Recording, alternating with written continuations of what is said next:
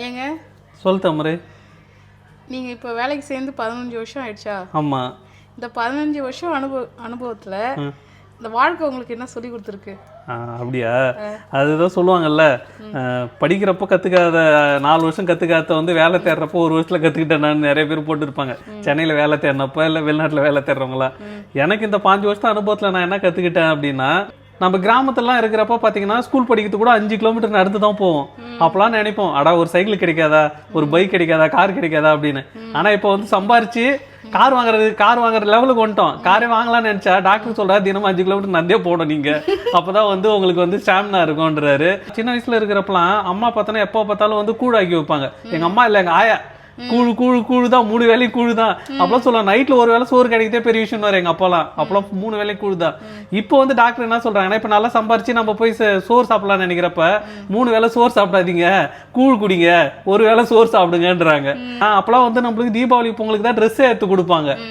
இப்பெல்லாம் வந்து என்ன சொல்றது, மாசத்துக்கு 3 முறை போய் ட்ரெஸ் எடுக்கிறோம். ஆனா பார்த்தோன்னா அந்த சந்தோஷம் வர மாட்டுது.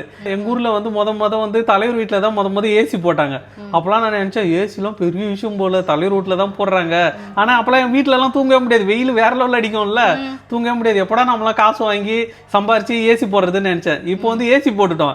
ஏசி போட்டதுக்கு அப்புறம் டாக்டர் போய் பார்த்தா சொல்றாரு, டெய்லி ஏசிலே தூங்காதீங்க, ஏசிலே இருக்காதீங்க, வெயில்ல வந்து 1 மணி நேரம் நில்லுங்கன்றாரு. தினமும் நான்வெஜ் கிடைக்காதானே ஏங்க, நான் நல்லா இருந்தது. இப்பெல்லாம் தினமே நான்வெஜ் சாப்பிட்ற அளவுக்கு இருந்தாலும் டாக்டர் சொல்றாங்க டெய்லி நான்வெஜ் சாப்பிடாதீங்க, உடம்பு வந்து குறைங்க அப்படின்னு சொல்றாங்க. ஆக மொத்தத்தில் நான் இந்த ஒரு 5 வருஷத்துல நான் கத்துக்கினது இல்லை, இந்த 38 வருஷம் அனுபவத்துல கத்துக்கினது என்னன்னா, அப்போ எதுலாம் நம்மளுக்கு இயற்கையா கிடைச்சிதோ அதே மாதிரி என்ன சொல்றாங்க, ஃபுட்டு கூட வந்து டெய்லி ரைஸ் சாப்பிடாதீங்க, அதாவது மில்லட்ஸ் கொஞ்சம் சேர்த்துக்கின்றாங்க.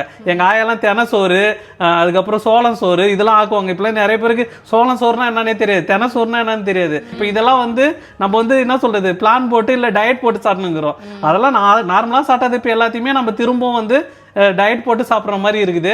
ஓகே மக்களே, நிறைய பேர் வந்து எங்களுடைய வீடியோ பார்த்துட்டு இருப்பீங்க, நிறைய பெரிய ஆளுங்களாம் இருக்காங்க. உங்களுடைய அனுபவத்தில் வந்து சொல்லுங்க, நீங்க இதெல்லாம் வந்து சாதாரணமாக கிடைச்சிருக்கோம், இப்போ இதெல்லாம் வந்து பிளான் பண்ணி போய் உட்காந்து செய்யற மாதிரி இருக்கு.